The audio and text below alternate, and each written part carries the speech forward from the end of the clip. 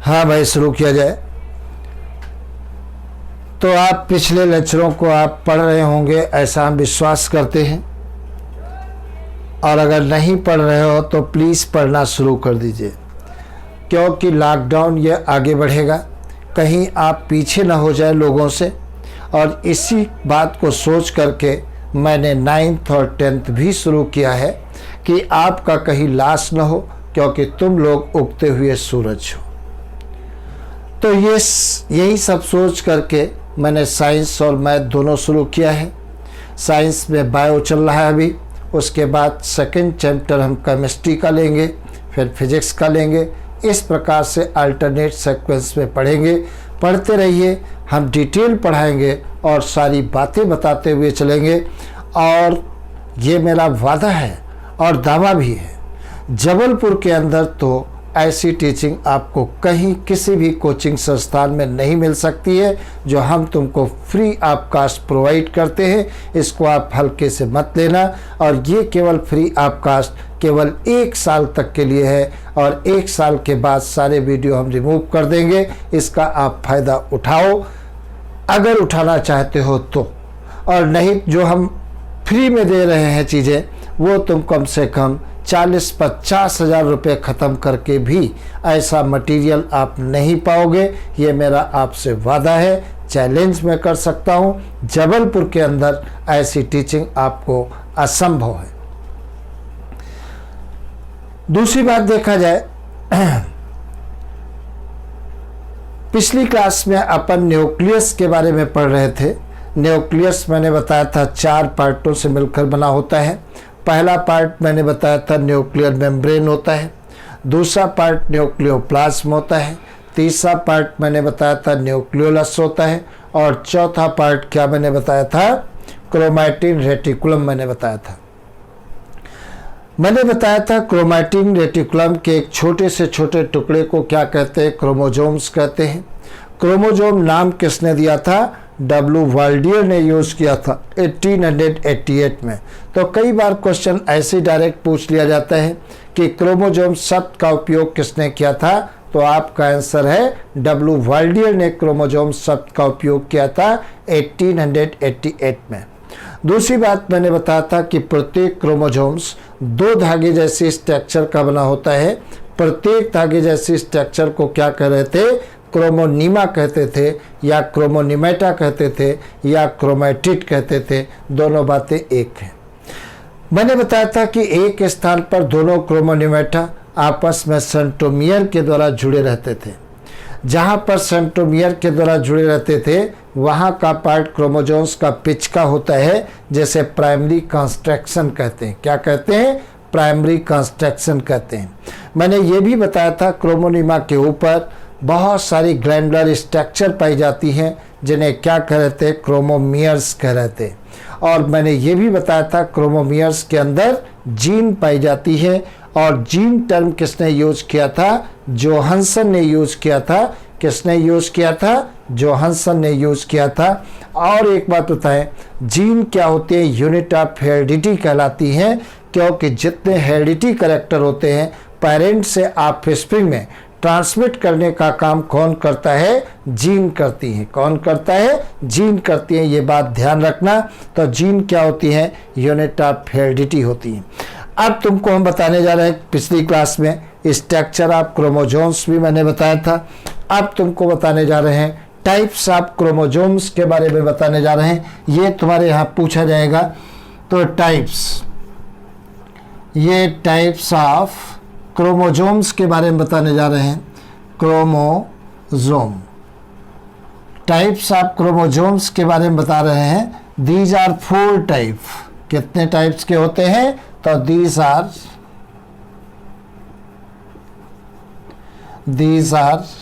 4 type के होते हैं। ये 4 टाइप के होते हैं, 4 प्रकार के होते हैं। अब 4 प्रकार के कौन कौन से होते हैं देखा जाए क्या होता है। सपोज करिए ये सेंट्रोमियर है, इस प्रकार से ये सेंट्रोमियर मैंने 4 बना दिया। इस प्रकार से ये सेंट्रोमियर मैंने बना दिया। इसमें तो मेरी समझ से किसी को कोई दिक्कत नहीं होनी चाहिए। तो इसे क्या कहते हैं? सेंट्रोमियर कहते हैं। क्या कहलाते हैं? सेंट्रोमियर कहलाती हैं। अब देखा जाए क्या होता है, ये क्या कहलाती है? सेंट्रोमियर कहलाती हैं। अब देखा जाए क्या होता है, यह सेंट्रोमियर मैंने बना दिया। दूसरी बात देखा जाए क्या होता है, यहाँ पर देखा जाए इस प्रकार से क्रोमोसोम्स की 2 आर्म्स होती हैं। इस प्रकार से एक आर्म्स ये है और एक आर्म्स ये है, 2 आर्म्स हैं, ये मैंने आर्म बना दिया। अगर दोनों आर्म्स बराबर हैं और सेंट्रोमियर कहाँ पर पाई गई है?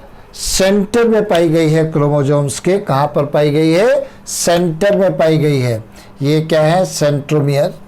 ये सेंट्रोमियर। और इन्हें क्या कहते हैं? Arms of chromosomes. ये आर्म्स ऑफ क्रोमोसोम। तो अगर जो क्रोमोसोम्स के सेंटर में, मिडिल में सेंट्रोमियर पाई गई है, तो ऐसे क्रोमोसोम्स को क्या कहते हैं? मेटासेंट्रिक क्रोमोसोम्स कहते हैं। ये मेटासेंट्रिक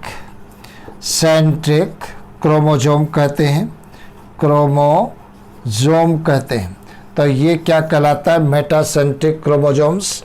अब दूसरी बात देखा जाए, अगर सेंट्रोमियर क्रोमोसोम्स के सेंटर में नहीं पाई गई है, थोड़ा सा आगे पाई गई है सेंटर से, इस प्रकार से सेंटर में ना हो करके थोड़ा सा आगे पाई गई है, हट के पाई गई है, तब उसे क्या कहते हैं?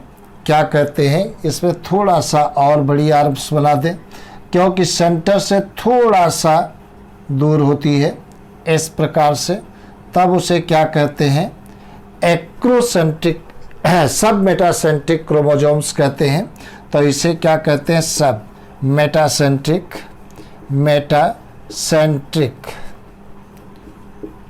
सब मेटासेंट्रिक क्रोमोसोम कहते हैं, क्रोमोसोम कहते हैं। ये सब मेटासेंट्रिक क्रोमोसोम्स कहलाते हैं। और अगर जो यहाँ पर बहुत ज़्यादा मिडिल से दूर है, मिडिल में बिल्कुल नहीं है, इस प्रकार से लोकेटेड है, तब उसे क्या कहते हैं? एक्रोसेंट्रिक कहते हैं। अगर जो इस प्रकार से है, तब उसे क्या कहते हैं? एक्रोसेंट्रिक कहते हैं। इस प्रकार से यहाँ पर मिडिल से थोड़ा अवे थी और यहाँ पर मिडिल से बहुत ज़्यादा अवे है, तब उसे क्या कहते हैं? एक्रोसेंट्रिक कहते हैं। ये क्या कहलाता है? एक्रोसेंट्रिक। सेंट्रिक कहलाता है क्रोमोसोम कहलाता है। तो ये एक्रोसेंट्रिक में मतलब एक आर्म बहुत छोटी होती है और दूसरी आर्म काफ़ी बड़ी होती है। और नेक्स्ट कौन सा होता है? टीलोसेंट्रिक। अगर जो क्रोमोसोम्स की आर्म के टॉप पर, टर्मिनल पॉइंट पर अगर सेंट्रोमियर पाई गई है, तब उसे क्या कहते हैं? टीलोसेंट्रिक कहते हैं। इस प्रकार से अगर जो क्रोमोसोम्स के टॉप पर, टर्मिनल पोजीशन पर सेंट्रोमियर पाई गई है, तब उसे क्या कहते हैं? टीलोसेंट्रिक कहते हैं। ये क्या कहलाता है? टीलोसेंट्रिक क्रोमोसोम कहलाता है। तो टीलोसेंट्रिक क्रोमोसोम्स कहलाता है। अब जरा इनके बारे में हम लिखाए भी दे रहे हैं, तो नोट करिए। Types of chromosomes on the basis of, note करिए, types of chromosomes on the basis of position of centromere,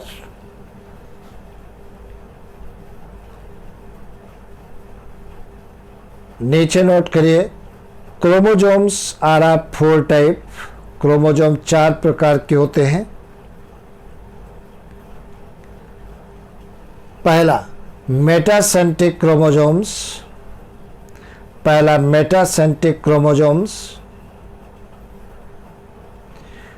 इसमें नोट करिए, the chromosome in which the centromere is near the middle, centromere is near the middle and the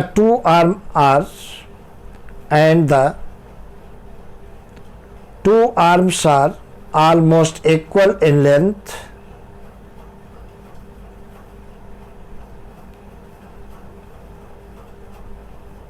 दूसरी heading दीजिए सब metacentric chromosomes. सब metacentric chromosomes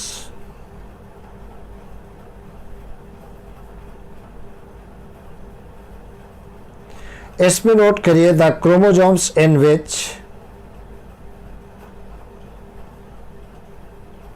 the centromere is slightly away from the middle point. The centromere is slightly away from the middle point and consequently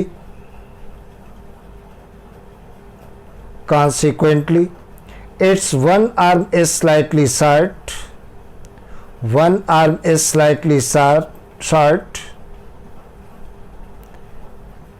and the other arm slightly long,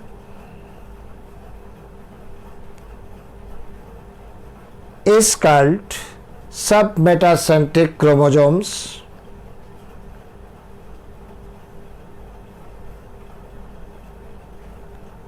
number अगला acrocentric chromosomes.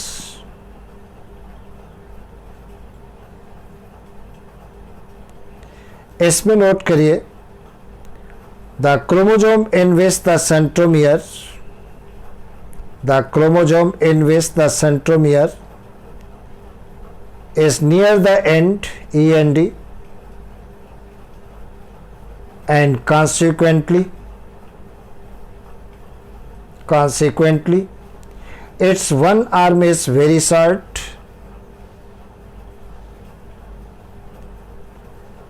and the other arm very long,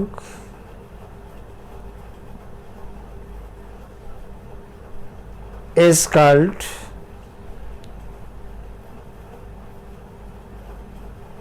acrocentric chromosomes. Number अगला telocentric chromosomes.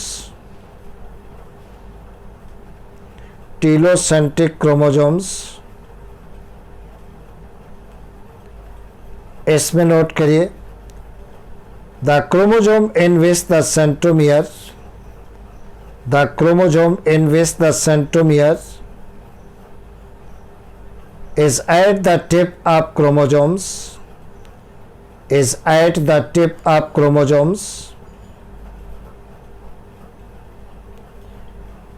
and the arms are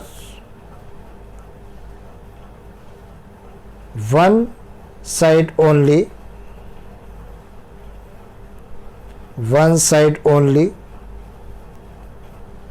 is called telocentric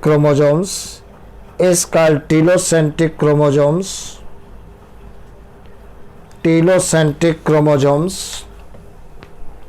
फिर से देखा जाए क्या होता है types of chromosomes में। मैंने बताया सेंट्रोमियर की पोजीशन के आधार पर क्रोमोसोम्स कितने प्रकार के, मैंने बताया 4 प्रकार के।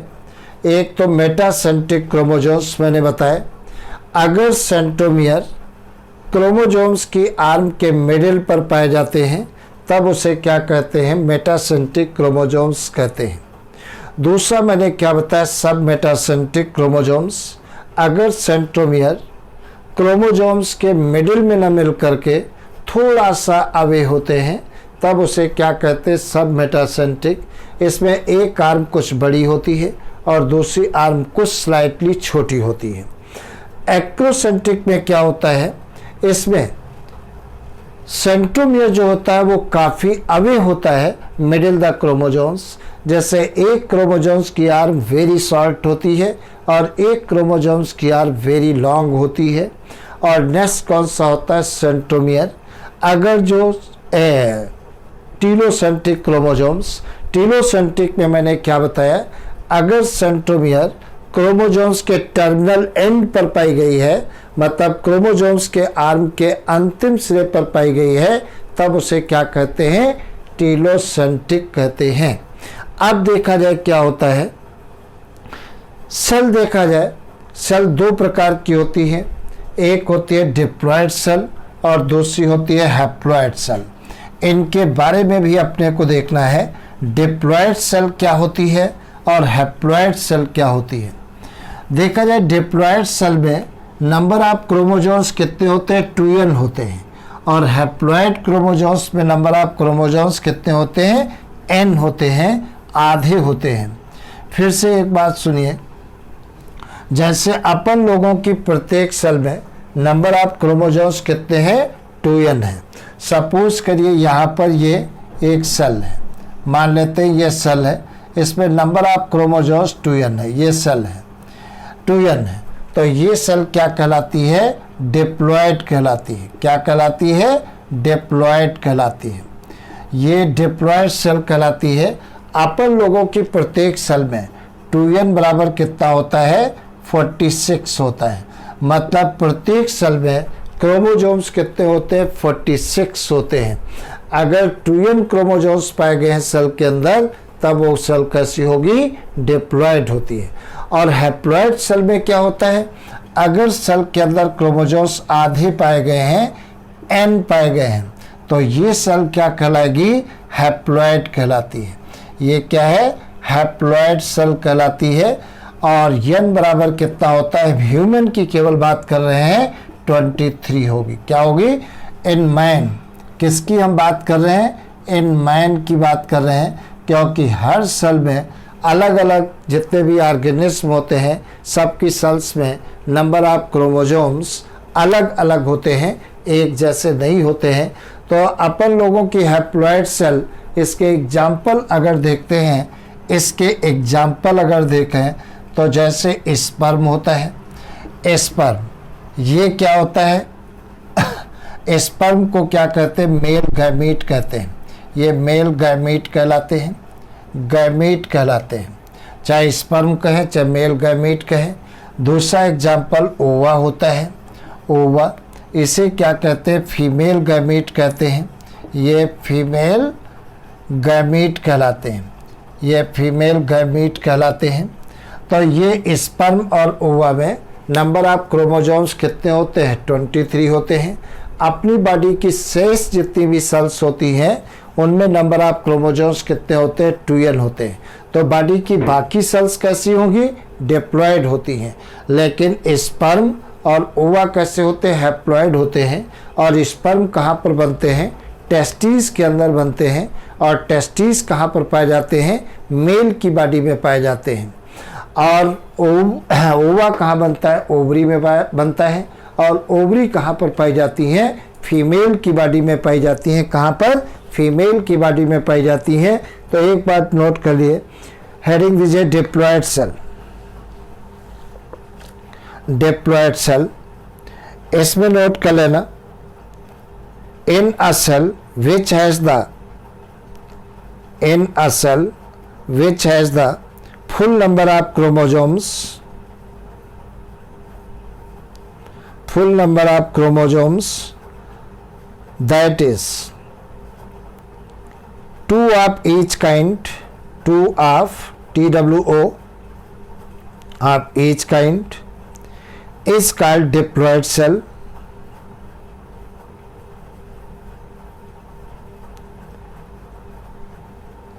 Body cell in human being is diploid. Body cell in human being are diploid.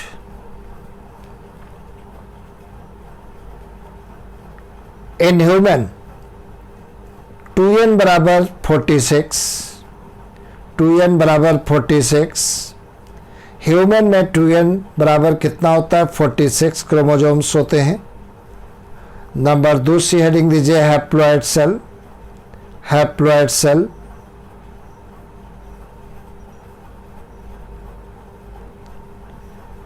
इसमें नोट कर लेना, in the cell contain half the number of chromosomes, half the number of chromosomes,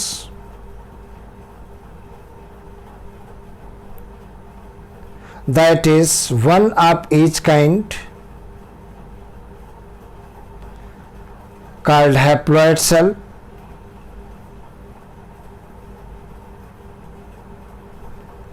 The gamete in human being are haploid. The gamete in human being are haploid.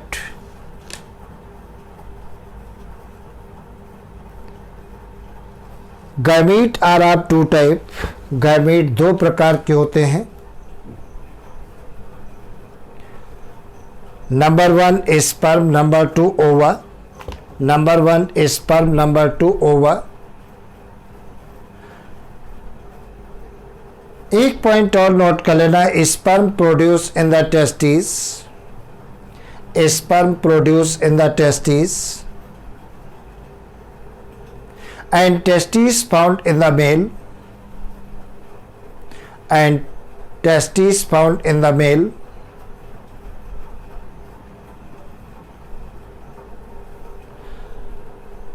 But ova produce in the ovary. Ova produce in the ovary, and ovary found in the female. और ovary कहाँ पर पाई जाती है? Female में पाई जाती है. Female में पाई जाती है. तो मैंने बताया कि ह्यूमन में एक सेल के अंदर टोटल क्रोमोसोम्स कितने होते हैं? 46 होते हैं. तो 2n बराबर क्या होते हैं? 46 होते हैं.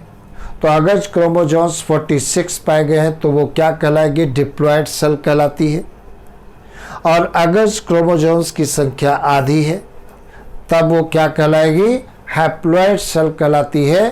तो हैप्लॉयड सेल में नंबर ऑफ क्रोमोसोम्स n होंगे और डिप्लॉयड सेल में नंबर ऑफ क्रोमोसोम्स 2n होते हैं. हैप्लॉयड सेल के एग्जाम्पल जैसे स्पर्म और ओवा होते हैं. स्पर्म को ही क्या कहते हैं? मेल गैमीट कहते हैं. और ओवा को क्या कहते हैं? फीमेल गैमीट कहते हैं. तो ये इस टेस्टिस के अंदर बनते हैं और ये ओवरी में बनते हैं. और ये टेस्टिस जो होती है मेल की बॉडी में पाई जाती हैं और ओवरी जो होती है वो फीमेल की बॉडी में पाई जाती हैं. आगे देखा जाए क्या होता है. सुनिए भाई, मैंने तुमको बताया है सेल के बारे में. अब सेल ऑर्गेनेल्स के बारे में हमको पढ़ना है. थोड़ा सा हम और